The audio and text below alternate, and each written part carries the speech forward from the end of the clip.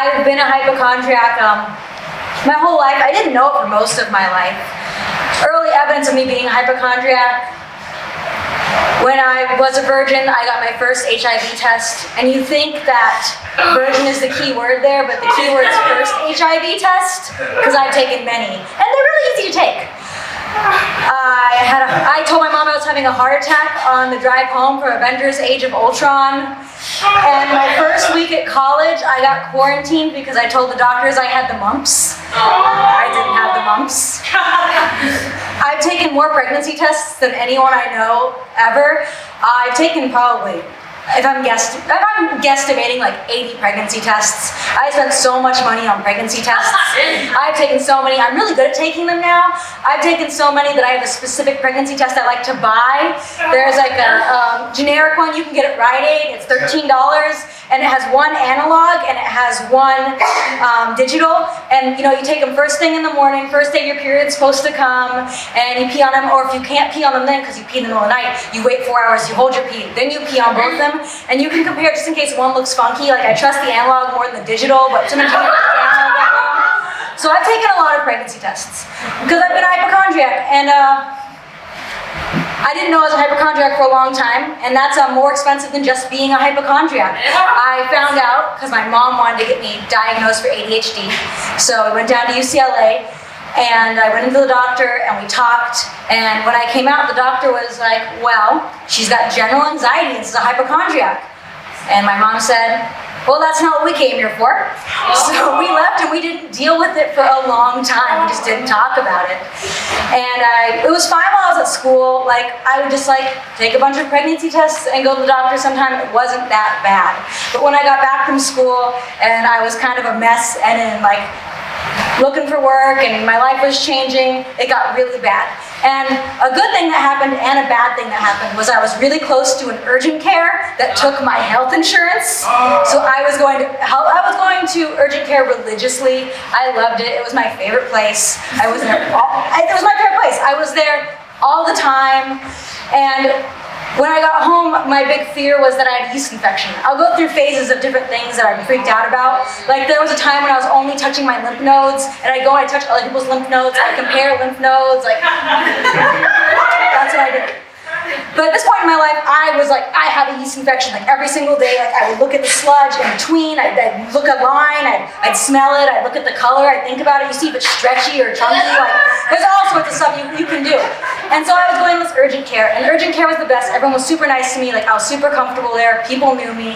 Dr. Jasmine was my favorite person on the planet. I don't know if she was a doctor or not, I think she was a nurse practitioner. Her name tag only said Jasmine.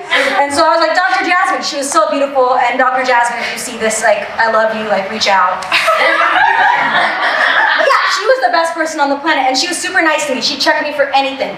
Pregnancy blood test, let's do it. I want to get checked from yeast infection, legs up. She'd get that metal thing, she'd crank it open, we look, she'd swab, you're good, Siena, we'll still test it, but you're good.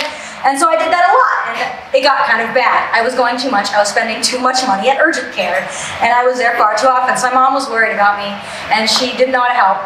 So she bought me this book, and she handed it to me, and it said, Phobias for Teens. And I was like, what is this? And she's like, well, the SAT, I bought you a book, you can go at your own pace. Once again, I bought you a book, you can go at your own pace. I couldn't afford an SAT tutor, what makes you think I can afford a therapist? And I was like, I don't want this, Mom. I'm offended you've handed this to me. I was really angry, and I shoved it in the bookcase. I was like, I'll never look at that again. I never, ever, ever want to see that again. It's dead to me. It was I was morally offended. And so one day, I decided I had oral thrush, what's also known as a yeast infection in your throat. I was convinced. I was like, that's what's happening. I'm looking in my mouth and my throat, and it's kind of yellowish, and I'm looking at pictures online, I'm taking pictures, I'm sending my friends. I'm like, oral thrush, I think I have yeast infection in my throat. Babies get them sometimes, so I could totally get one. I think that makes perfect sense. I'm sending pictures out, and I'm getting all these ideas in my head. I'm like, I know what happened. I had yeast infection, I didn't know about it, and my boyfriend went down on me, and then we made out, and now I have yeast infection in my throat, and he has yeast infection in his throat, and it's all my fault, and now everyone has yeast infections. I was losing my fucking mind. I was losing it. And so I went to the doctor, or the urgent care, And I'm really good at the doctor. I know exactly what to do. I signed in, I got my copay, the nurse came and got me, I know everybody. I do everything, you know? Both feet on the ground, legs not crossed, blood tests, like we're taking the temperature, like I know all the shit, like I'm there before he's even there. And then a different doctor comes in. This doctor, I don't know, that's not his name, but I don't know his name. He looked clean, he looked nice. And he sits down and he's like, what's the problem, Siena? And I tell him, I think I have a yeast infection in my throat. And he goes, all right, we'll look at that. And he opens my mouth and looks at my throat, flashlight in there, closes my mouth, and he's like, you don't have a yeast infection in your throat. You just didn't brush your tongue very well this morning. And I say, are you sure? And he says, yes, I'm sure. You do not have a yeast infection in your throat, you're fine. And I'm like, it's oral thrush. He's like, I'm a doctor, I know. I know what this is, you don't have it. And so, this is the weirdest part of it, and this was a real wake-up call. He leaned into me and he said, Siena, like, we love having you here. You're super nice. We all really like you. But maybe you should talk to somebody. And I'm looking at him and I'm sitting there and I just started sobbing and crying. And he's like patting me and he's like, we all really like you. We all really like you. And I'm like, that's not the I'm not crying because I think the urgent care staff doesn't like me. I'm crying because I've lost control of my life. I have no control over everything. So I went home and I was upset, walk home, and I find the Phobias for Teens book, and I open it up and I start working through it, and it's like, what are you afraid of? And I'm like, having a yeast infection.